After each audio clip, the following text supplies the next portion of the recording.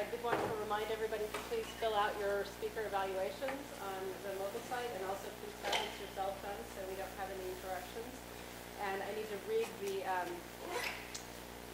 recording statement. Now, I believe the session actually is being recorded officially by the conference, but as a professional courtesy to the speakers and in compliance with copyright law, no audio or video recording of sessions can occur without the express written consent of both UXPA and the speakers. To request permission, please visit the UXPA on-site registration desk. Thank you. Over to you. Well, I'm really blown away by how many people have come at 3 o'clock on Friday to the session. That's great. I'm really thrilled. I'm going to talk about what we're doing at the Library of Congress to help with findability. And my goal is to give you a high-level overview. My colleague Meg is also going to talk about how we applied some of these principles in a specific website project that we did. And I want to leave lots of time at the end so that we can talk about what you guys are doing on your sites in terms of findability. Are there questions that you have? Maybe some best practices that we could come up with. And I hope we can continue this conversation about findability, because I think it's really, really important. And it's also very interesting. So first, a little bit about the Library of Congress. Everybody knows it's the world's largest library, and it has the world's smallest book. This book is Old King Cole, and it is so small they say you need a pin to turn the pages of this book. So I think that's kind of cool. I actually saw it. It's in a display case in one of the rooms there. The library has tens of millions of objects in it. 35 million books, 838 miles of bookshelves. It is vast. And on our website, we have 2.2 million digitized items and 17.5 million items in our online catalog. So I'm not just telling you this to brag. It's a special environment that we have. It's an object-rich environment. And so our findability solution is very much focused on findability in this kind of environment. So the solutions that we have come up with may not be appropriate for your websites. So one thing to think about is, what kind of website do you have? Is it an object-rich website or some other kind of website? And how can you pick and choose from various solution options to come up with findability that will work for you on your website? So here's an overview of our talk. First, we'll talk a little bit about what is findability. And then we've developed something of a framework for findability, which I'll go over at a very high level. Findability tools, and spoiler alert, it is truly all about the metadata. So we'll talk about metadata and how we use it for our site. I have a success story, metadata, findability, and success in the search for Twitter, which I'll tell you a little bit more about later. Findability is a contact sport. It's not an easy thing to implement findability strategies on a website, whether it's big or small. So I'm going to talk a little bit about how we do that. And then finally, Meg, my colleague Meg Peters, is going to come up and talk specifically about findability on Congress.gov, which is the congressional information website that launched in beta last September. And so what is findability? Findability is basically how easy it is to find content on your website, whether you are searching on the site itself or if you're using a search engine such as Google or Bing. So it's what I call internal and external findability. We have to thank Peter Morville, who popularized the term findability in his book Ambient Findability. And the bottom line for findability is if you can't find it, you can't use it. So I feel that usability is, where I come from and how I identify myself. But if you don't have the findability piece of it, you can't use it. So the two really, I think, are two sides of the same coin. Whoops. Let's get back to that. How do I? Will that bring me back? Left arrow. Oh, left arrow. Okay. Do you all recognize this image? It's one of the library's best-known photographs that we have in our collection. Does anybody know what it's called? The name of the image? Well, yeah, what is it? Migrant mother. You know what? I'm a photographer. That's actually not the name of the image. That's what people call it, but that's actually not the name of the image. It's actually called destitute pea pickers. And you would never know that because everybody thinks it's migrant mother. Does anybody know who the photographer is? By any chance? It's Dorothea Lange, and she's one of the top searched women on our website. And this is really, I don't expect anybody to know this, but I'll throw it out there. Anybody know what collection it's part of? You'll never, what? Is it grouped by the FSA? Yes. Gold star for you. Gold star for you. So if you were searching for this image on the Library of Congress website and you thought of it as migrant mother, you actually would get to it, but you wouldn't get directly to it. You'd get to an essay about it. And some librarians have written essays about it. You get to that essay, and then there might or might not be a link on that essay to this image. You'd have to know exactly what it's called. Well, in the process of putting this presentation together, I realized that I head up our recommended links group, and I realized we need to do a recommended links for this because people look for it as migrant mother. They do not search for it as destitute pea pickers. So that's, a perfect example of an image everybody's looking for and is very hard to find. Okay, so this is our findability framework. About 3 years ago, we started asking ourselves a series of questions, and questions that would help with findability on this object-rich website that we have. And the first question was, can people find what they're looking for quickly and easily? Just like, can you find that migrant mother destitute pea picker image? Next question, from any object page, can people easily find other related content? And can they get to the rest of the site? Now, we know that people don't come in the front door most of the time. It may be the one with the most page views, but it is not the main way people get into the site. They go directly into our website to object pages anywhere in the site at any level. So we have to make sure that they're not on dead-end pages. Does the overall high-level organization of the site make sense to the typical user? And can people with small screens find and use our content? So that's a new issue. And I was just in a session about responsive design. It's very important, and it's important for us too. Now for external findability, can people find our content from a search engine such as Google or Bing? Can they save and share content easily?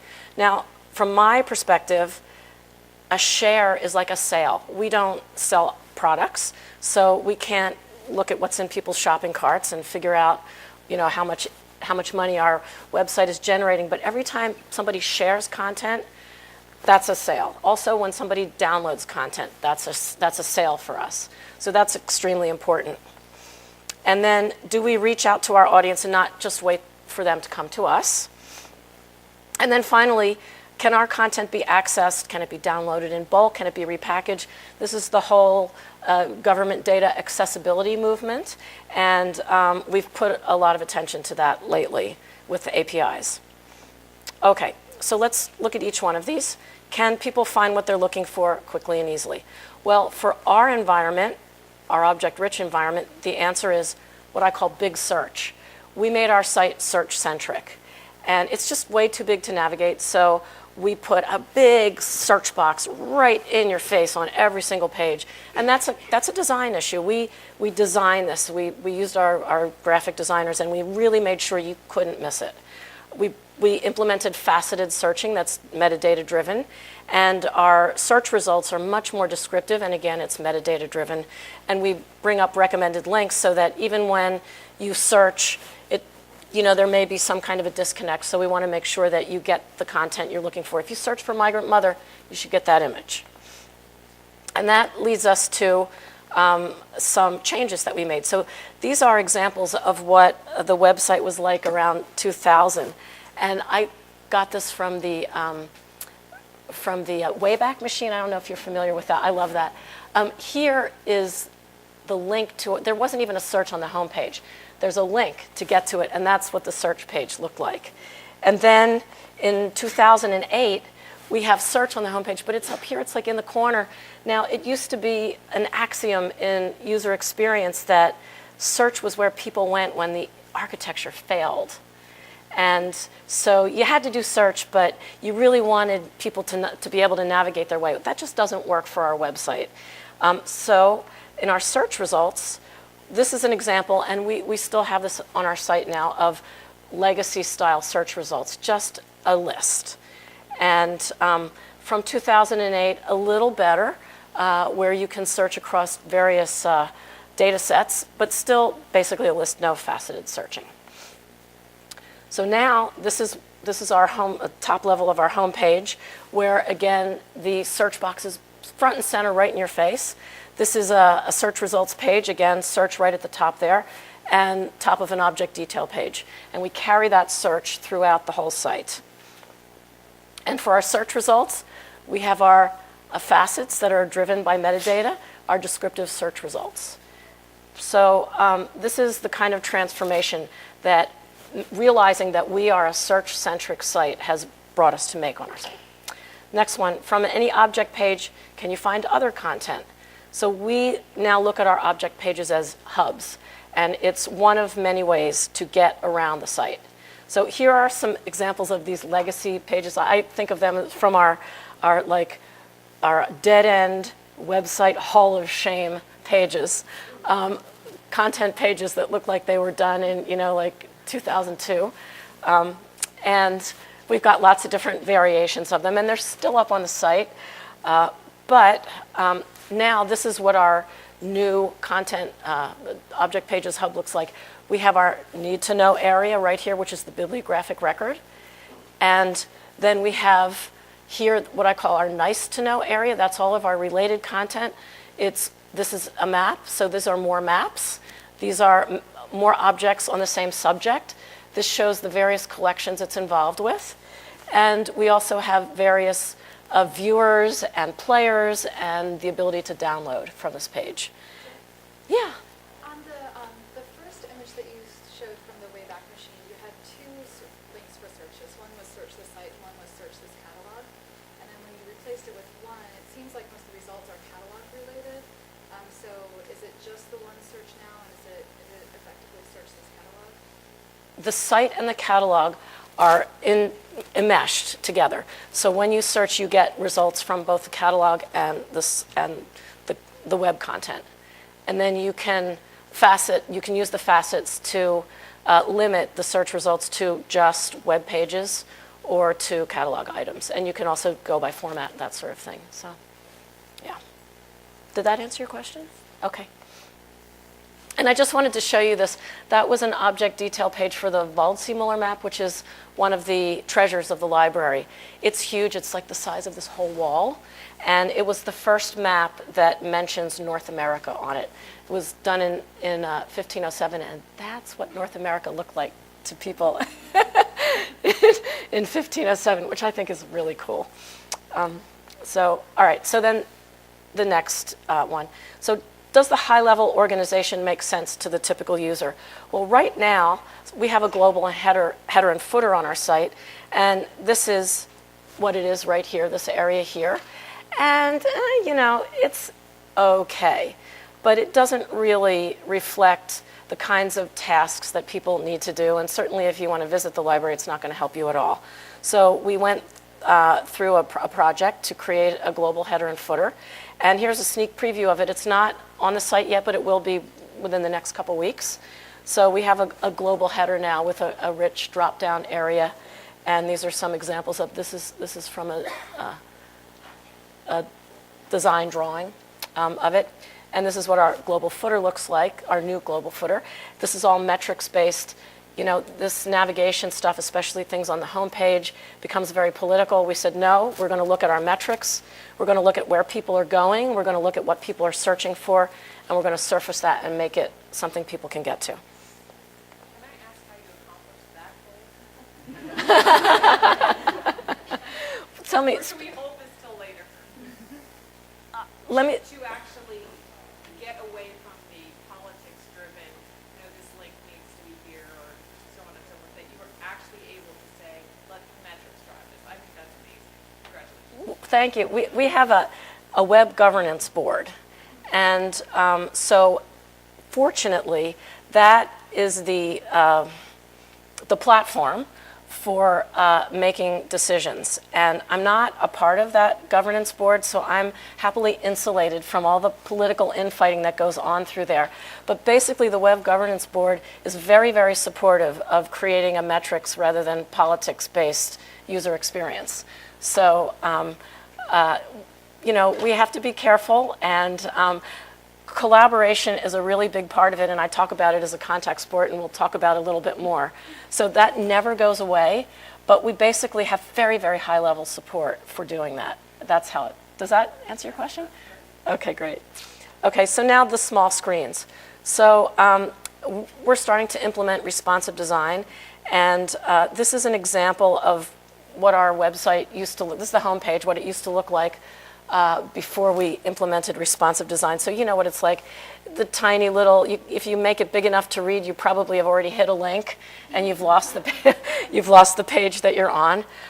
So now we have this very nice, organized, readable, usable, responsive homepage, and Meg's going to talk more about that as well in Congress.gov.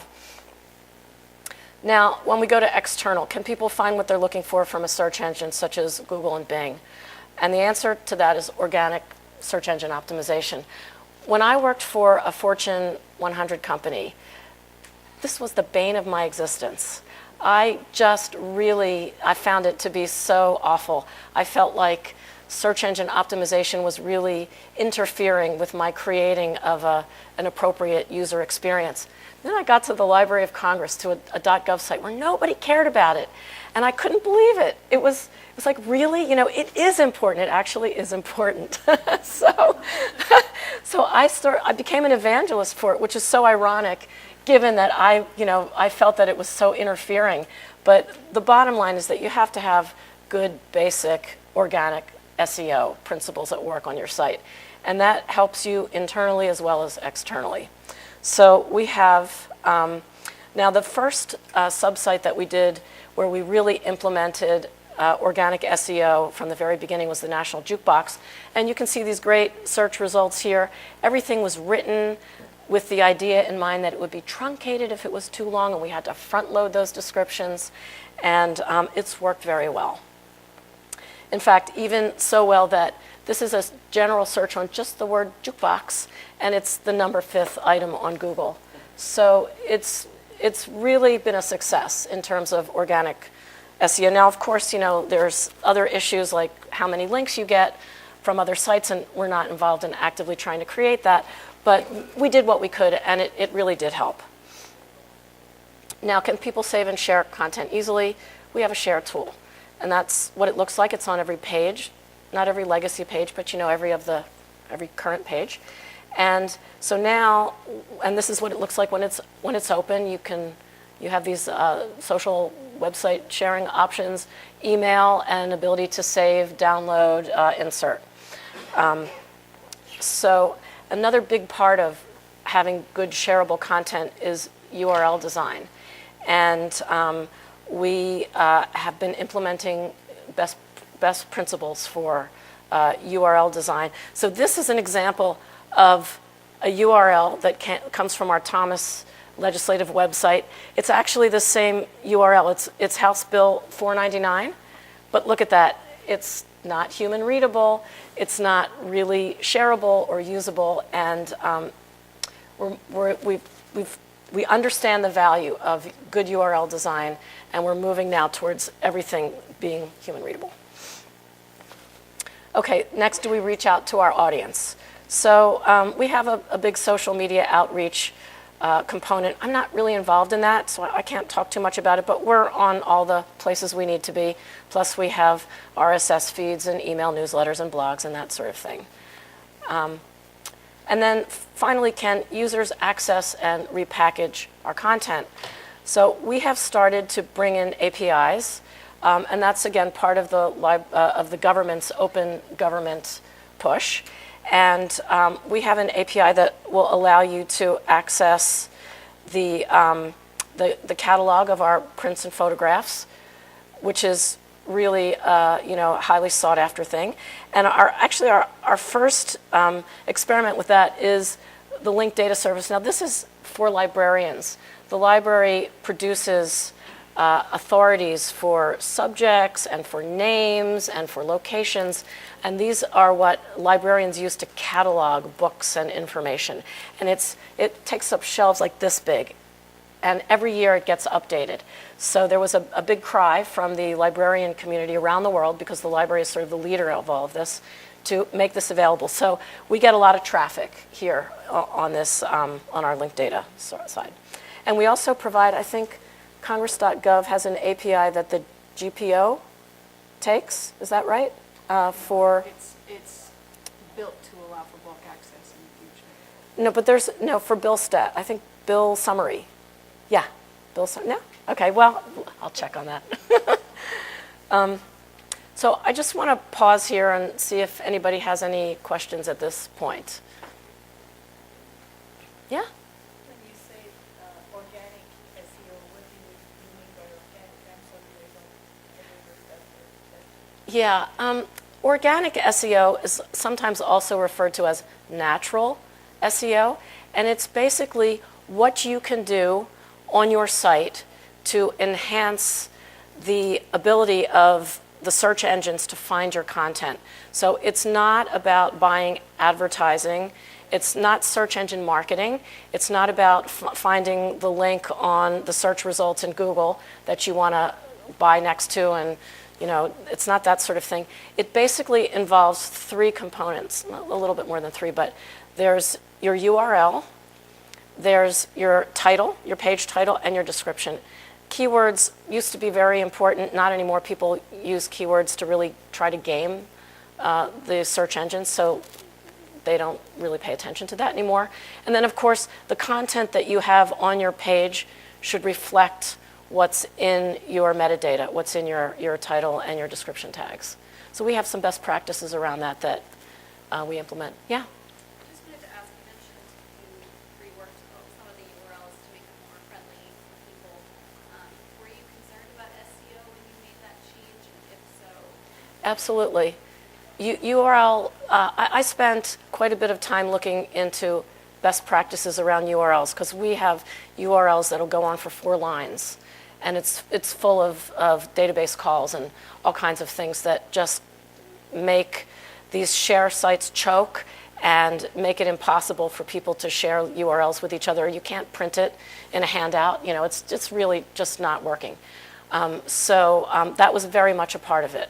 Yeah. I guess my question, I'm sorry I didn't say it explain it well, but as far as changing, if there's any results that, or any pages that might have had a particular really good ranking if you were changing No. actually a better optimized URL. We're not changing URLs. This is for our new content. And I don't know, when we move over large data sets to a new presentation format, which we do constantly, there may be some adjusting of URLs, but that involves redirects and various other things. It's a little tricky. So we try to make it for all of our new content. Now, when we built this new site, the Congress.gov site, which Meg is going to talk about, that started everything from scratch. So that was an opportunity to do a really great job of URLs. Yeah. So if your URLs have database calls, how are you doing the smaller, tighter? Are those hand done, or do you get some kind of algorithm that's doing them for you? It's not so much hand done, but we create patterns. And it's a big spreadsheet with a lot of patterns for all of the various types of pages that you might have. And actually, when we get to Congress.gov, we can talk about it. When Meg shows a little bit about that, we can talk about it a little bit more. I've been pretty deeply involved in that. Yeah? The part of your site that you can share, does it link directly to your site, or does it take content onto their site? And do you run into any issues with images and copyrights and things like that? You can embed content if you want. We have an embed function. The share stuff on the social sharing sites links to our site. And copyright is a huge issue, and we have 5 different kinds of rights. We had to work very closely with our with our legal department about that, but the bottom line is that copyright is your responsibility, and it's tricky, and it's a problem. So, you know, it's up to the user, though, about the copyright. I'll take this one last question, then I want to move on. Question about Yeah. the usable URLs, if you will. Mhm. So with legacy content, though, that may be, I don't know what your system is, but like in legacy databases, content management systems that have these horrible URLs, you leave that be and you just focus on your new content? Right now, we're focusing on the new content.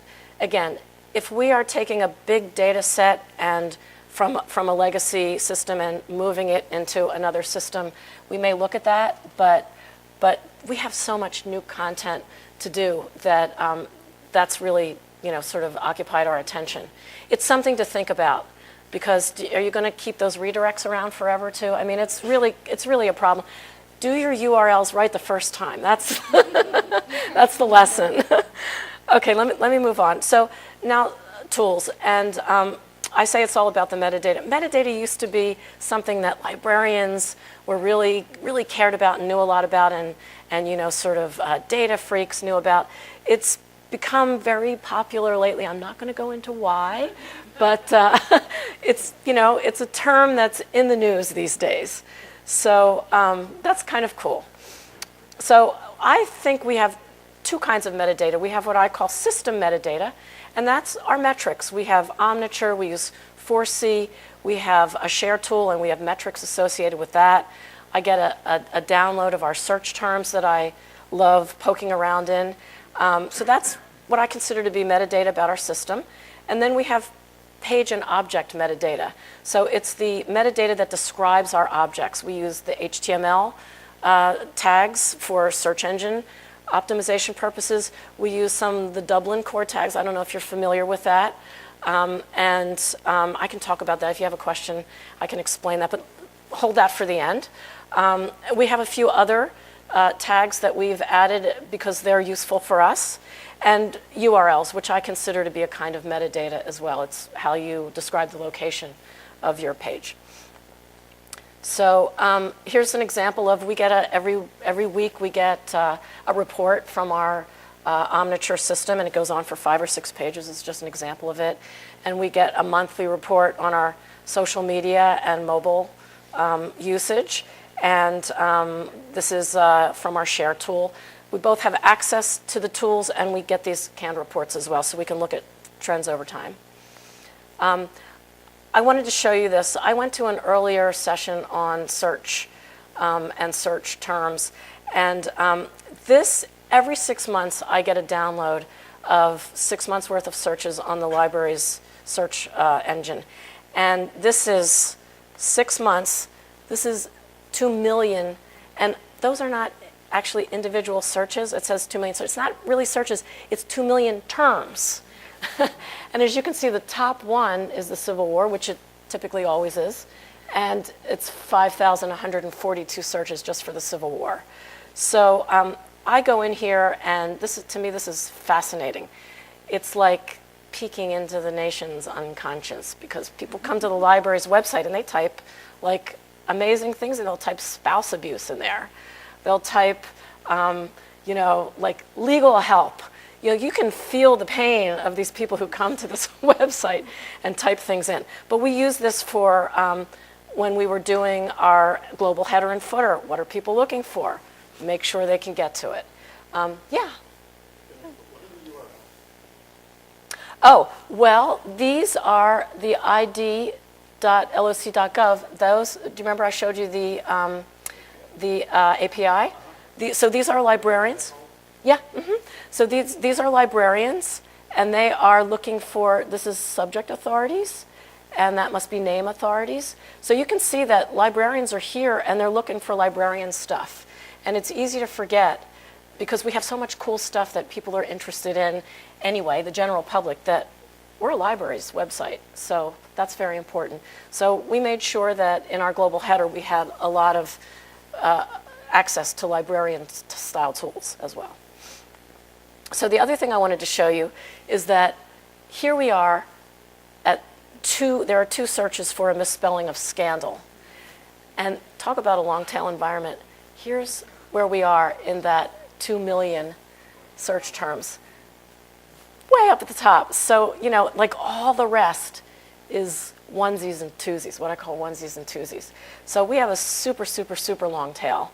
And I can get lost in there. I'm like, I love that. but anyway, so I thought that was interesting to share with you guys. Do you roll up any of the common search terms? Like I noticed Lincoln and Abraham Lincoln are the top of the site. Right, and right, so what we do in our recommended links is we create synonyms or equivalencies that Lincoln is the same as Abe Lincoln, is the same as Abraham Lincoln, is the same as President Lincoln. You know, same thing with Obama, you know, Barack Obama, President Obama, that sort of thing. And that allows us to make sure that people, no matter how they search, they get to the thing that they're looking for. Count them as the same thing in the export. No, because this is just looking at each individual, you know, like plurals are separate from, so it doesn't do stemming. It's not a search engine, it's really just a metrics tool. Yeah. Okay, so we have standards for our metadata. We have, I think, like 8 required terms. This has been blessed by the Web Governance Board, very important. The librarians who get very, very passionate about metadata argued about it for over a year, and they're still arguing about it, but we're you know, sort of clear enough that we can start implementing it and sharing this with the library. And so it's all of the metadata terms that we have, we use for our internal searching as well as for external searching, and how to implement it, what it means, and some controlled vocabularies related to it. We have the best practices for URLs, which I try to evangelize on. This is our meta tag generator. So in our intranet, we have a page you can go to, and it has all of the fields that we need metadata for, and you can type it in, and voila, you get the code. You can cut and paste it into your page, and so that way anybody can do it. You don't have to know HTML to be able to do that. And this is a concept model that I use. I've become sort of an evangelist for metadata and explaining to librarians why they need to think about this completely different set of metadata. They've already tagged the heck out of this stuff with, you know, like 30 authority terms that are part of being, you know, the librarian process. So why do you have to go and do this? So I explained to them that we have our objects. It's floating in a sea of metadata. All of this metadata we use for our internal findability, and some of it we use for finding things on Google and Bing. And these are the various tools that inform the findability that metadata refers to. So I try to sort of get them to understand what the big picture is so that they're a little, and this is that collaboration thing, so that they're a little more comfortable and they don't feel like, yes, it's a burden. It is a burden to have to re-tag all this stuff. But ultimately, it's going to make their content easier to get to. Okay, so the search for Twitter. So this is where metadata really emerges as the hero. So in April 2010, you probably know that the library was given the Twitter archives. And we got a ton of searches for Twitter. Everybody was very, very curious. They all wanted the Twitter archive information. And, you know, they wanted all those back. Yeah. I just want to go back a second because of the internal and external search and ask a question about how and why you differentiated between the two and decided to have two instead of one. I mean, why didn't you Google internally instead of just externally, or what that decision process was, and what the difference is, and if there's confusion or what's going on in regards to this.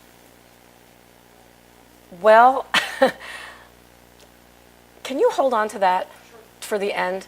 That's a really interesting question, but I think it would be a very involved answer. So let me move on, but let's get to it at the end. We want to try to make sure we have time to talk about that kind of thing. Okay? Thank you. Anyway, so again, we had this Twitter archive. People really wanted it. I took a look at our statistics. Just in the past 18 months, there were something like 10,000 searches for Twitter and Twitter archives. People really interested in this. So they would search for Twitter, and they would get links to this, which is sheet music with the word Twitter in it, twittering. And they would get lots and lots of links to this exhibition that we had on flutes with the word Twitter in it, and they weren't getting to the Twitter thing. So, last January, the library produced an update about the Twitter archive. It's a white paper. And I said, I know people want this. We have to optimize the metadata and make it findable. So unfortunately, it was a PDF. So we could not use the standard metadata that is part of our metadata standards. So there's a limited amount of metadata that you can use, and we had to fix a little bit. Like for author, we were going to use contributor, and for keywords, we were going to use subject. So we had to use the existing interface, but we optimized it, and it came up third. This is the library's search. And if you search for Twitter now, it comes up third. Naturally, it doesn't have to be elevated as a recommended link. And even on external search engines, here's Bing, and this one is Yahoo, I think, coming up nice and high on the first page. Not so much on Google, but you can't have everything. And not only that, but not only are people searching for it and finding it, they're downloading it. And remember, I said a download is a sale for us. So this is from our metrics, and every week we get this, and these are the top downloaded files.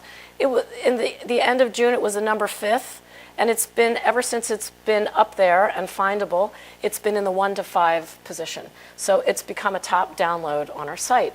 So, woohoo for metadata. Findability is a contact sport. So I really can't stress enough how much interaction there is with people all over the library around, whoops, let me go back here. So I made this bubble diagram of all the different groups that are involved in making findability happen. So we have, on the policy side, we have to talk with our legal department and our governance board. Interns, very important, because they have to implement this metadata on hundreds of pages. We love those interns. The UX team, our designers, our CSS folks are working on the responsive design. Our information architects also very involved in findability. We have a recommended links team. The librarians, they own the content, they manage the content, they are the subject matter experts, so they have to write the descriptions, and they know they know what the relevant dates are and who the relevant names are and subjects and that sort of thing. Our metrics team, very important. Our search team, our QA team now, metadata is part of our QA process. Your page cannot go live until the metadata has been QA'd and it's right. So, and what our development team, and what I call our guinea pigs and moles.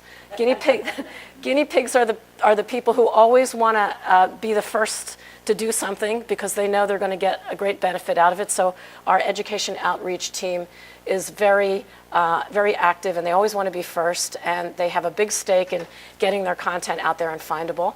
And the moles are the people who come and tell us, this is coming up and you need to know about it so you can plan for it. So again, this is the playing field, in a sense, for findability as a contact sport. This is our recommended links team. It has members from all over the library, and we have a process, and we have criteria, and people can request a recommended link. We may or may not agree with it, so that's a big part of it. That way we can make sure that our search is actually giving us what we're looking for. It's the Twitter thing. I was looking for an image to really summarize this usability as a contact sport, and I found this, which I love, from like the 1920s or 30s. But it isn't really like two teams fighting each other. One is trying to push the ball that way, and the other one's trying to push the ball the other way. It's actually more like this picture of square dancing, where you partner up with people, you get in sync with each other, you try not to step on each other's toes, and you know, sort of make beautiful music together. But of course, the real challenge is convincing the skeptics on the sideline that they need to join in. These images, by the way, are from Ben Shahn, who's a very famous artist. He died in the 60s, and I didn't know this, but he was hired during the Depression by the Farm Security Administration to take photographs. He took great photographs. Okay, so now Meg is going to talk about findability as applied to Congress.gov and a little bit about the contact sport, or actually more about the contact sports side. Open my presentation. Is everybody hanging in there? Yep. Good.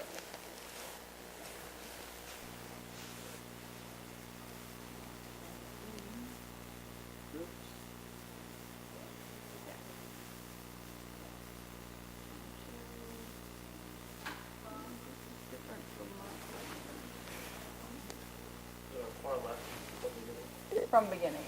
Okay. I was looking for view. Said view. Yeah, there you go. There we go. Okay. All right. Show of hands, who's been to Congress.gov? Who has no idea what Congress.gov is? Okay, good. Now I know where we are. Congress.gov is the website for United States Congress legislative information. So it's got bills, laws, resolutions, information about members, the congressional record, which is a printed publication that is published every time Congress is in session. Committee reports, which are associated usually with legislation, and profiles of committees. A little bit of background here. There is a legislative website called thomas.gov that has been around since 1995. It was the first website, public website for legislation. It's still around. There's also an internal website, which I cannot show you, called LIS, the Legislative Information System, that is used by congressional and library staff. Very important to them. These two sites, both about legislation, that's the information that's on these sites, are completely separate. Anybody have an idea maybe why? Security. Probably because the audiences are completely different. That hints at it. That's part of it, actually. The users are different. Thomas is the public website, and the law library inside the Library of Congress interacts with the public, and just they are the public conduit. So that was designed as a public site. The internal site, LIS, is controlled and maintained by the Congressional Research Service, which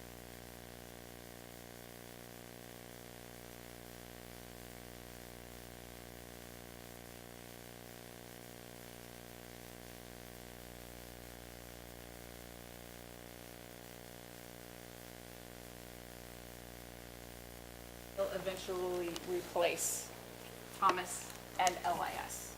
There's a little bit of context for you. We have redesigned user experience, brand new backend. When I say everything was separate, it was really, really, really separate. Brand new approach, as Jill's kind of hinted at with the Web Governance Board. Brand new team. So my role was information architect, user interface designer, usability specialist, and QAer.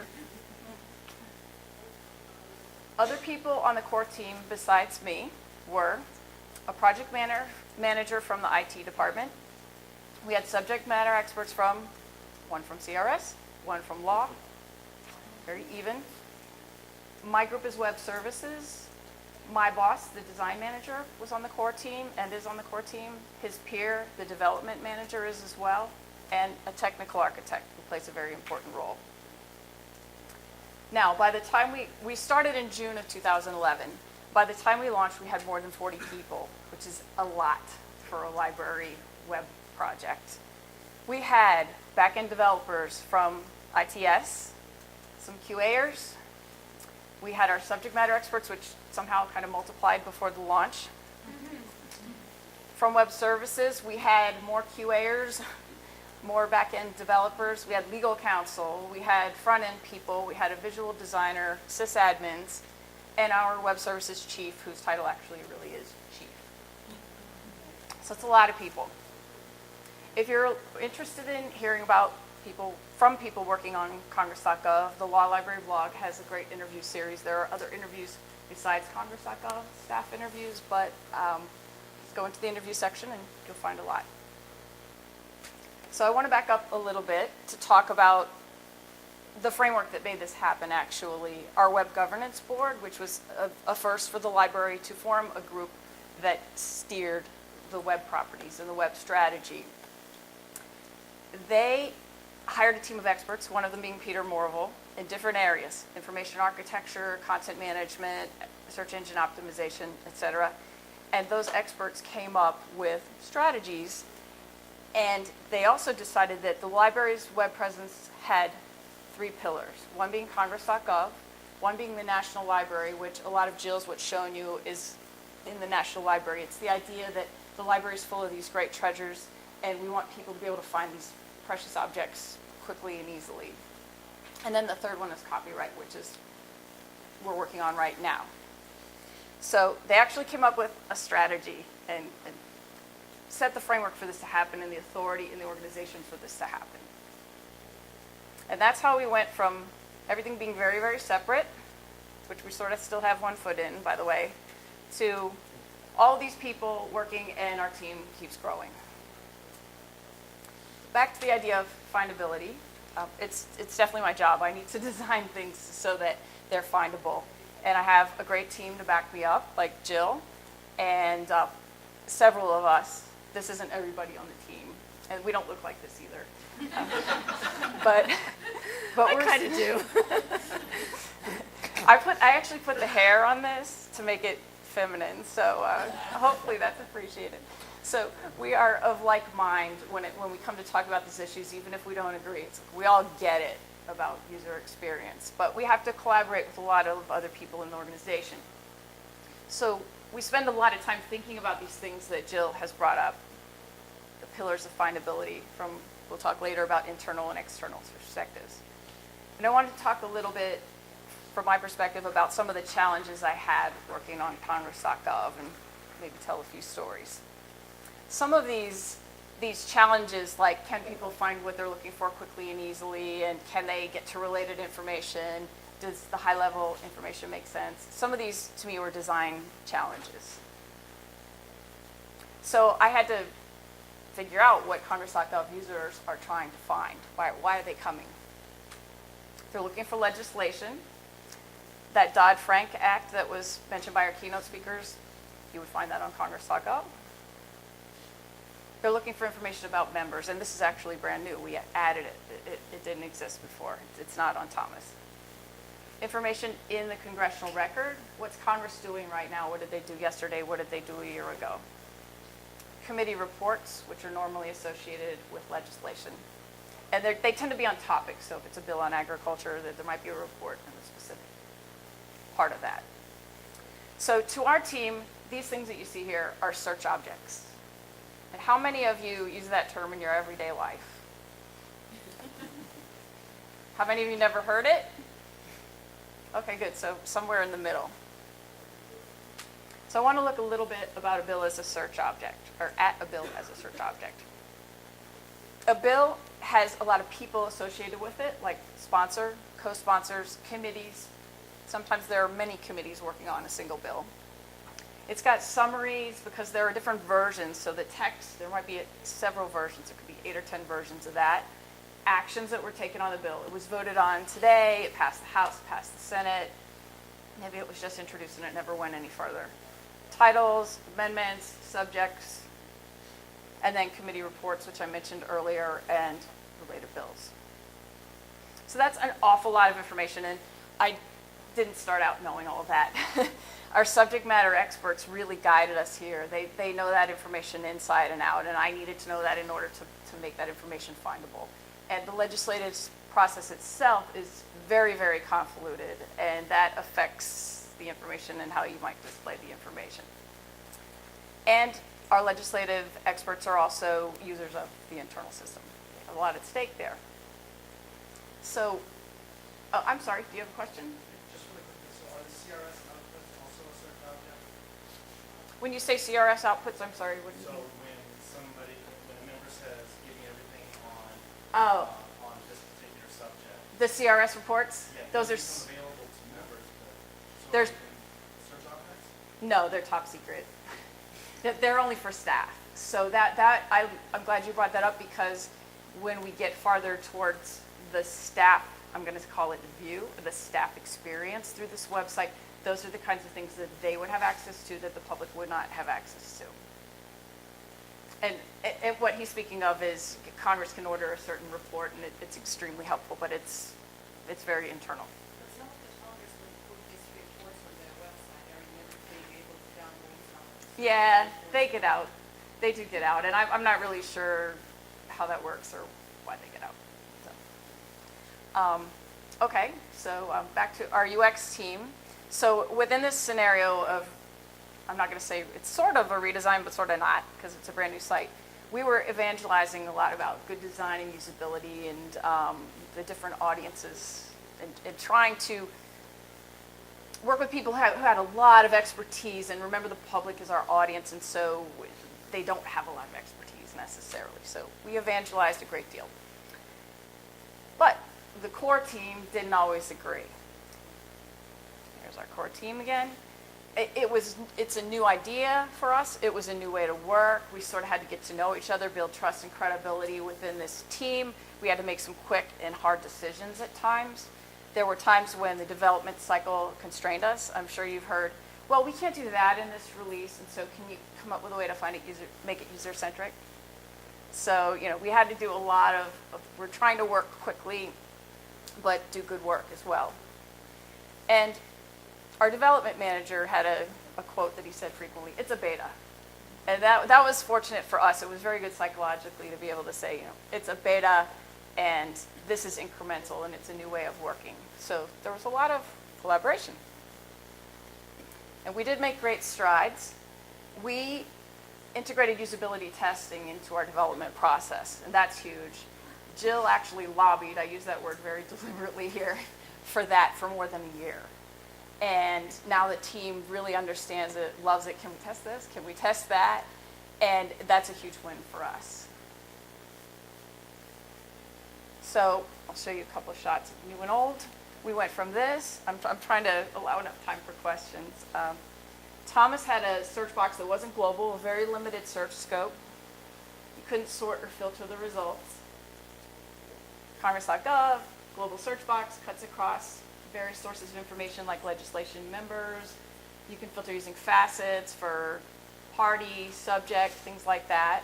The search results are very visual, very descriptive. There's a tracker right here that shows at what point in the legislative process a certain piece of legislation got. We're still working on that. It's very challenging. And we have strategies and specs for metadata and URLs. This is a bill homepage from Thomas. This is a bill homepage from Congress.gov with an overview and tabs for the various types of information. This is Thomas navigation, left navigation in the browse. A footer that actually was not for Thomas, it was for the library, which I think is pretty confusing. It didn't even have its own footer. And Congress.gov has its own footer, has its own navigation, which is different. We have a section on the legislative process, which is hugely popular. Videos, and it's very popular. Our CSS expert taught us about responsive design. I did not know that term before I started working on this project. There's been a lot of collaboration in that area. This is what Thomas looked like. Very hard to get to, unresponsive, but very accessible. And now we have this, and this is actually the promo sheet that went out to the public and news organizations showing that this is a responsive website. So in summary, one really important thing I learned as a designer was that these data-driven sites have to be designed from the bottom up and not from the top down. So I used to think about things this way, start at the top, and I had to completely flip it around. We designed the homepage last, and that worked on many, many, many levels. We all knew the content really well. We knew the users better. It sort of depoliticized the design of the homepage.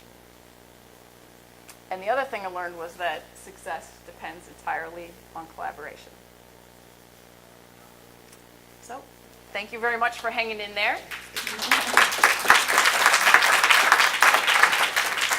I wrote down some of these questions too. Yeah, I just, okay, let's ask you, and then if you want to come back with your question.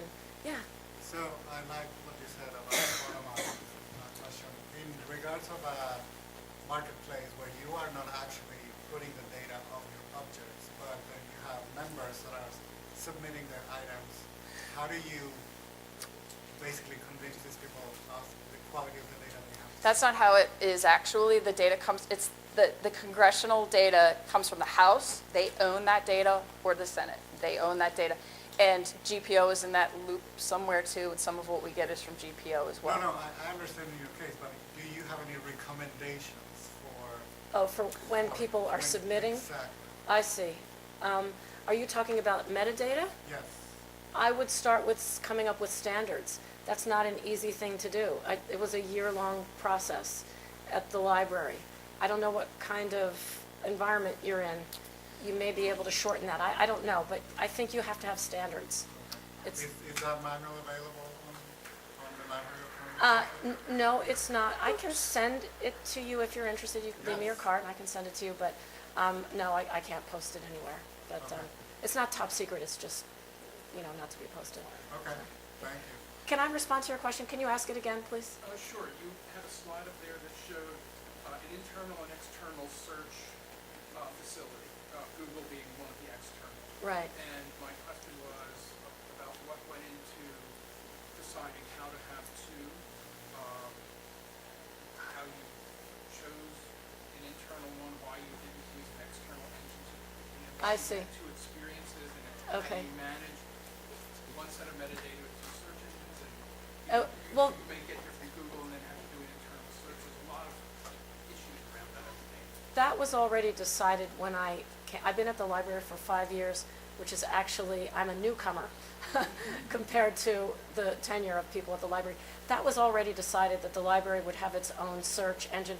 Remember, it's a library, and librarians are all about search. So they pride themselves on doing this search and the kind of searching that was done was very librarian style. It wasn't a Google style search until more recently. So those decisions were already made. However, I will tell you that the search did not work so well, and librarians would often go to Google to find content on the Library of Congress website. And that has encouraged us to really make our search better, and it is much better, and it keeps getting better, but it's a long process. But I think it's just a kind of, a matter of like pride of ownership or something, that you will have your own search and it will work really well for your purposes, kind of thing. Does that help? Well, it helps to understand, it helps to understand the context. Yeah. UXPA in 22. I was trying to, because some of the things you said, we were talking about formats, and so the URL, I just wanted to show you a Congress.gov URL, because I took a lot of those things out of my presentation because I knew Jill was going to be so heavy on the metadata, and mine was more, I was coming from a different perspective. Let me answer your question while she's I doing. was wondering, along the whole thing with search, if There we you go. guys did yours, do you have any, like autocomplete or autocorrect or suggestions? I mean, We have suggest in there now. We don't have autocomplete or correct. It's something that our search team is looking at. We have a very, very, highly skilled search team. I'm very impressed with their brains. They're really super smart folks, and they have a huge job. And the weighting of, all the components of a search and how you determine what comes up highest is a big thing. And there are lots of features that they're considering, definitely, yeah. But right now, you'll get suggest, not complete, though. We're working on it for Congress.gov. Yeah. There's a solar component. I can look that up for you, but it's complex, and there's a number of engines that are involved. I don't know them, frankly. So, but solar is a part of it. Yeah. I just brought up a URL for a bill. So we're talking about specs and standards. So you can see the structure of this. So it's a bill, right? It's in the 113th Congress, which is actually the current Congress.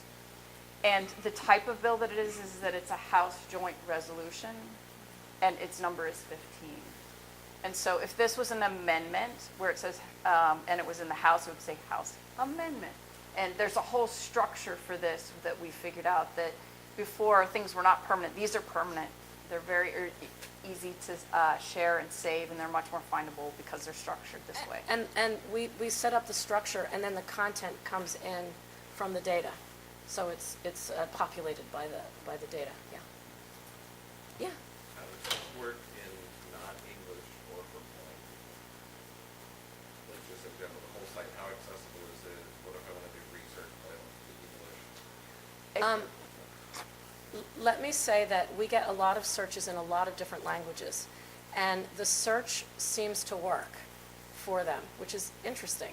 And we did a little bit of an analysis on that, so that's something our search team has. I don't exactly know how that is, but it does seem to work.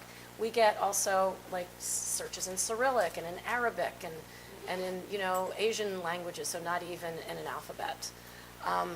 Now, what was the other part of your question? Accessibility, screen readers, and you can't get a description of an image from the web. We have a whole team of people who do QA, looking at, and they're actually, you know, they have various kinds of limits, blind and various other things. And we have advocates, evangelists within our team who are very serious and strong about it. So not everything is like that, but the new stuff is. Yeah.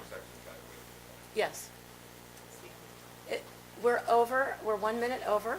We're happy to answer any other questions you might have, but just so you guys know, thank you so much. Thank you for hanging in coming. there. Yeah. Thank you.